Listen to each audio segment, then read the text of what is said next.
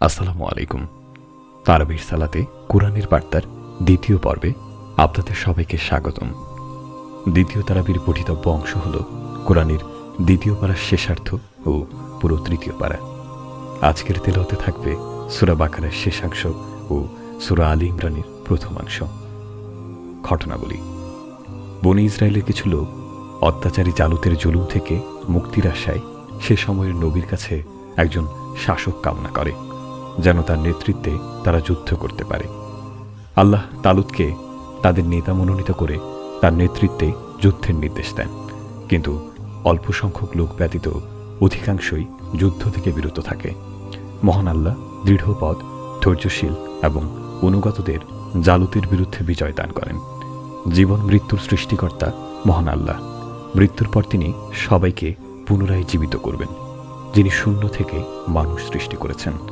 মৃত্যু পরবর্তী পুনরুত্থান তার জন্য কঠিন কিছু নয়। আজকের তারাবিতে 4টি ঘটনার মাধ্যমে সেটি তুলে ধরা হয়েছে। 1. যুদ্ধ কিংবা মহামারীতে মৃত্যুর ভয়ে পলায়ন করা নিষেধ। বনী ইসরায়েলের কয়েক হাজার লোক মৃত্যু ভয়ে আবাসভূমি ত্যাগ করেছিল। এই কৃতকর্মের শাস্তিস্বরূপ আল্লাহ তাদেরকে মৃত্যু দিয়ে পুনরায় জীবিত করেন এবং স্বাভাবিক জীবনের সুযোগ দেন, যেন তারা তাওবা ও শিক্ষা অর্জন করতে পারে। 2. অহংকারী নমরুদ নিজেকে স্রষ্টা এবং জীবন মৃত্যুর মালিক দাবি করে শিশুসুলভ যুক্তি পেশ করায় ইব্রাহিম আলাইসাল্লাম পাল্টা যুক্তি দিয়ে তাকে নিরুত্তর ও হতভম্ব করে দেন। 3. উজাইর আলাইসাল্লাম আল্লাহর কাছে জানতে চান কিভাবে তিনি মানুষকে মৃত্যুর পর জীবিত করবেন। আল্লাহ চাক্ষুষ প্রমাণের জন্য তাকে মৃত্যু দিয়ে 100 বছর পর পুনরায় জীবিত করেন। 4. পূর্ণ ঈমানের পরও শুধু কৌতূহলবশত একই প্রশ্ন করেছিলেন ইব্রাহিম আলাইসাল্লাম। আল্লাহ তাকে 4টি পাখি টুকরো টুকরো করে বিভিন্ন পাহাড়ে রেখে আসতে বলেন। এরপর আল্লাহ পাখিগুলোকে জীবিত করেন। সূরা আলী ইমরান। আলী ইমরান মানে ইমরানের বংশধর। ইমরান ঈসা আলাইসাল্লামের নানা। এই সূরায় ঈসা আলাইসাল্লামের অলৌকিকভাবে জন্ম, তার মুজিজা, মা মারিয়মের সচ্চরিত্র, মারিয়মের গর্ভে থাকাকালীন তার মায়ের মানব ও তৎপরবর্তী ঘটনাবলী উল্লেখ করা হয়েছে। সেজন্য এই সূরার নাম আলে ইমরান। পাশাপাশি বার্ধক্যে জাকারিয়া আলাইসাল্লামের সন্তান প্রার্থনা এবং সেই প্রেক্ষিতে সন্তান হিসেবে ইয়াহিয়াকে দান করার ঘটনাও বর্ণিত হয়েছে। আদেশ: ইসলামে পরিপূর্ণ প্রবেশ করা, ঋতু অবস্থায় স্ত্রী সহবাস থেকে বিরত থাকা, আল্লাহকে ভয় করা, আল্লাহর অনুগ্রহ স্মরণ করা, সালাত সমূহের প্রতি যত্নশীল হওয়া, বিশেষ করে আসরের সালাত, আল্লাহর সামনে অর্থাৎ সালাতে বিনয়ের সাথে দাঁড়ানো, আল্লাহর রাস্তায় যুদ্ধ করা, আল্লাহর জন্য ব্যয় করা, আল্লাহর পথে উৎকৃষ্ট বস্তু দান করা, সুদভিত্তিক লেনদেন পরিহার করা, সেদিনকে ভয় করা যেদিন আল্লাহর কাছে ফিরে যেতে হবে এবং প্রত্যেক কর্মফল বুঝে পাবে, ঋণ আদান প্রদানের সময় লিপিবদ্ধ করা এবং দুজন সাক্ষী রাখা, আল্লাহ ও তার রাসূলের আনুগত্য করা, আল্লাহকে অধিক স্মরণ করা এবং সকাল সন্ধ্যায় তার মহিমা ঘোষণা করা, আল্লাহর ইবাদত করা। নিষেধ: শয়তানের পদাঙ্ক অনুসরণ না করা, মুশরিকদের সাথে বিবাহ বন্ধনে আবদ্ধ না হওয়া, আল্লাহ কর্তৃক নির্ধারিত সীমা অতিক্রম না করা, আল্লাহর আয়াতকে তামাশার বস্তু না বানানো এবং জুলুমের উদ্দেশ্যে কাউকে স্ত্রী হিসেবে আটকে না রাখা, খোঁটা ও কষ্ট দিয়ে দান সাদগা বরবাদ না করা, আল্লাহর পথে ব্যয়ের সময় মন্দ জিনিস না দেওয়া, সাক্ষ্য গোপন না করা, কাফিরদের বন্ধু হিসেবে গ্রহণ না করা। বিধিবিধান: 1. আল্লাহর রাহে যুদ্ধ ফরজ করা হয়েছে।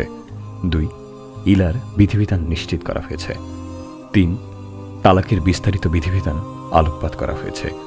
4. দুগ্ধপোষ্য শিশুকে সর্বোচ্চ 2 বছর পর্যন্ত বুকের দুধ পান করানো বিধেয়। 5. গর্ভবতী না হলে স্বামীর মৃত্যুতে স্ত্রীর ইদ্যত হল 4 মাস 10 দিন, আর গর্ভবতীর ইদ্যত সন্তান প্রসব পর্যন্ত। 6. সম্পদ ব্যয়ের সর্বাধিক উপযুক্ত খাত পিতা, মাতা, নিকটাত্মীয়, এতিম, মিসকিন ও মুসাফির ব্যক্তি। 7. ঋণের জামানত হিসেবে বন্ধক নেওয়া জায়েজ। 8. আল্লাহ ব্যবসা হালাল করেছেন এবং সুদ হারাম করেছেন। 9. সুদ থেকে ফিরে না আসাকে আল্লাহ ও রাসূলের সঙ্গে যুদ্ধ ঘোষণার সমতুল্য গণ্য করা হয়েছে। দৃষ্টান্ত: আল্লাহর রাস্তায় দানকে এমন একটি বীজের সাথে তুলনা করা হয়েছে যা থেকে 60টি শীষ জন্মায় এবং প্রত্যেকটি শীষে থাকে 100টি দানা। অর্থাৎ আল্লাহর রাস্তায় 1 টাকা দান করলে তা 700 গুণ বর্ধিত হয় এবং 1 টাকায় 700 টাকা দানের সওয়াব পাওয়া যায়। লোক দেখানো দানকে সেই মসৃণ পাথরের সাথে তুলনা করা হয়েছে যার উপর কিছু মাটি জমেছিল, অতঃপর প্রবল বর্ষণে সব মাটি ধুয়ে যায় এবং এক কণা মাটিও অবশিষ্ট থাকে না। তেমনি রিয়া মিশ্রিত দানের সওয়াব ও বিনিময় বৃষ্টি ধোয়া মাটিশূন্য পাথরের মতো হয়ে যায়, ফলে কোনো সওয়াব অবশিষ্ট থাকে না। আল্লাহর সন্তুষ্টির জন্য দান সাদাকার দৃষ্টান্ত হল উঁচু টিলায় অবস্থিত বিশাল বাগানের মতো, যাতে সামান্য বৃষ্টি হলেও ফসল ফলে আর প্রবল বৃষ্টি হলে দ্বিগুণ ফসল উৎপন্ন হয়। একইভাবে আল্লাহর সন্তুষ্টির জন্য দান সাদাকা না করলে আল্লাহর নিকট তার বিনিময় পাওয়া যায়, অল্প হোক কিংবা বেশি। কিয়ামতের দিন সুদখোরদের অবস্থা হবে শয়তানের স্পর্শে মাতাল হওয়া মানুষের মতো। আল্লাহ ঈসা আলাইহিসসালামের দৃষ্টান্ত দিয়েছেন আদম আলাইহিসসালামের সাথে। উভয়কে তিনি পিতা ছাড়া সৃষ্টি করেছেন। পার্থক্য শুধু আদমকে পিতামাতা ছাড়া আর ঈসাকে পিতা ছাড়া সৃষ্টি করেছেন। সুসংবাদ ও সতর্কতা। 1. মুমিনদের সুসংবাদ এবং কাফিরদের বেদনাদায়ক শাস্তির সংবাদ দিতে বলা হয়েছে। 2. ধৈর্য ধারণকারীদের সুসংবাদ দিতে বলা হয়েছে। আল্লাহ ধৈর্যশীলদের সাথে আছেন। 3. শয়তানকে মানুষের প্রকাশ্য শত্রু ঘোষণা করা হয়েছে। 4. ইসলামই আল্লাহর নিকট একমাত্র মনোনীত ধর্ম, এছাড়া অন্য কোনো ধর্ম গ্রহণযোগ্য হবে না। 5. আল্লাহ আমাদের সব কিছুই দেখেন। আল্লাহর প্রিয় ও অপ্রিয়। 1. আল্লাহ তওবাকারী ও ভালোভাবে পবিত্রতা অর্জনকারীদের ভালোবাসেন। 2. আল্লাহ মুত্তাকিদের ভালোবাসেন। 3. তিনি কাফির ও জালিমদের ভালোবাসেন না। 4. তিনি দাঙ্গা হাঙ্গামা পছন্দ করেন না। বিশেষ ফজিলতপূর্ণ আয়াত। আজকের তেলাওয়াতের অংশে রয়েছে আয়াতুল কুরসি। আল্লাহর মহান সত্তা এই আয়াতের আলোচ্য বিষয়। সকাল সন্ধ্যায় আয়াতুল কুরসি পড়ার অনেক ফজিলত রয়েছে। 5 ওয়াক্ত সালাতের পর এটি পড়লে মৃত্যু ছাড়া জান্নাতে যাওয়ার আর কোনো বাধা থাকে না। রাতে ঘুমানোর পূর্বেও এটি পাঠ্য। বাকারার শেষ 2টি আয়াতও বিশেষ মর্যাদাপূর্ণ। হাদিসে এসেছে, যে ব্যক্তি এই আয়াতগুলো রাতে পড়বে এগুলোই তার জন্য যথেষ্ট হবে। এই 2 আয়াত নবীজিকে মেরাজের রাতে বিশেষভাবে দান করা হয়েছে এবং অন্য কোনো নবীকে এই আয়াতগুলোর মতো মর্যাদাবান বাণী দেয়া হয়নি। আজকের শিক্ষা। আল্লাহকে ভালোবাসার দাবি করলে রাসূল সাল্লাল্লাহু আলাইহি সাল্লামের অনুসরণ করতে হবে। আল্লাহ নবী ইব্রাহিম, ইসমাইল, ইসহাক, ইয়াকুব, মুসা, ঈসা, মুহাম্মদ সাল্লাল্লাহু আলাইহি সাল্লাম সবার ধর্ম ছিল একত্ববাদের উপর প্রতিষ্ঠিত, শিরক থেকে মুক্ত। সুতরাং তাদের প্রকৃত অনুসারী হতে হলে একত্ববাদে বিশ্বাস করতে হবে। ইহুদিদের মধ্যেও এমন লোক আছে যার কাছে সম্পদ আমানত রাখলে সে রক্ষা পাবে। সুতরাং শত্রুর কোনো ভালো গুণ থাকলে স্বীকার করতে হবে। জীবন ও মৃত্যু মানুষের হাতে নয়, বরং আল্লাহর হাতে। আল্লাহ চাইলে ঘরেও মৃত্যু হতে পারে, আর আল্লাহ না চাইলে যুদ্ধক্ষেত্রে অবতীর্ণ হলেও মৃত্যু হবে না। অতএব জিহাদ ফি সাবিলিল্লাহর বিধান প্রযোজ্য হলে মৃত্যু হয়ে পিছু পা হওয়া যাবে না। জয় পরাজয় আল্লাহর হাতে। তিনি চাইলে স্বল্প সংখ্যক মানুষকে অধিক সংখ্যক মানুষের উপর জয়ী করতে পারেন। তালুতের ঘটনায় এমনটাই ঘটেছে। এজন্য কখনো সংখ্যা স্বল্পতার কারণে হীনমন্য হওয়া যাবে না, বরং সংখ্যায় কম হলেও আল্লাহর উপর ভরসা করে দিনের পথে এগিয়ে চলতে হবে। নারী, সন্তান, সোনারূপা এবং স্থাবর অস্থাবর সম্পদসমূহকে মানুষের জন্য সুশোভিত করা হয়েছে। এগুলো ক্ষণস্থায়ী, পার্থিব জীবনের ভোগ সামগ্রী মাত্র। আল্লাহর কাছে রয়েছে সর্বোত্তম অবস্থান। আজকের দোয়া।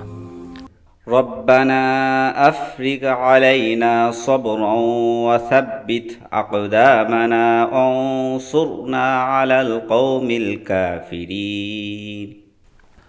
অর্থ: হে আমাদের রব, আমাদের উপর ধৈর্য ঠেলে দিন, আমাদের পা স্থির রাখুন এবং কাফির সম্প্রদায়ের বিরুদ্ধে আমাদেরকে সাহায্য করুন।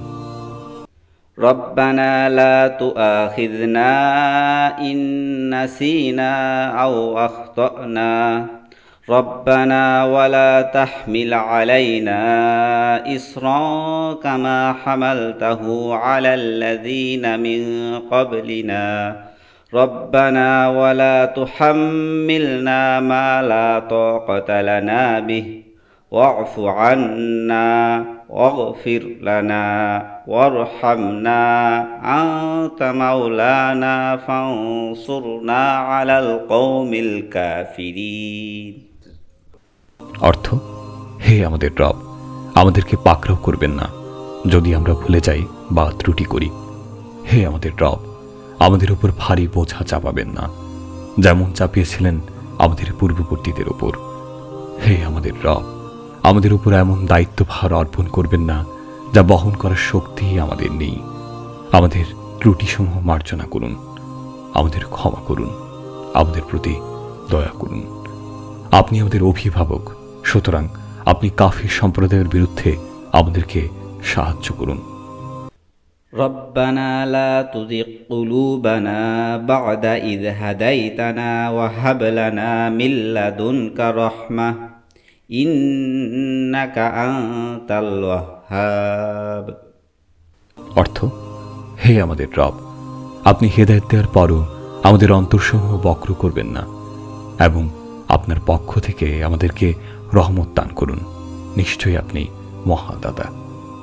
ربنا إننا آمنا فاغفر لنا ذنوبنا وقنا عذاب النار অর্থ, হে আমাদের রব, আমরা ঈমান এনেছি, সুতরাং আমাদের পাশাপাশি ক্ষমা করুন এবং আমাদেরকে জাহান্নামের শাস্তি থেকে রক্ষা করুন। তারাবির সালাতে কোরআনের বার্তার আজ শুনলেন দ্বিতীয় পর্ব। আগামী পর্বে আমরা আলোচনা করব তৃতীয় তারাবির সূরা সমূহের বিষয়বস্তু সম্পর্কে। প্রতিটি তারাবির পূর্বে প্রাসঙ্গিক পর্ব শ্রবণপূর্বক অনুধাবন ও হৃদয়ঙ্গম করুন। তারাবির সালাতে কোরআনের বার্তা নিজে শুনুন এবং অন্য মুসলিম ভাইদের কাছে শেয়ার করুন।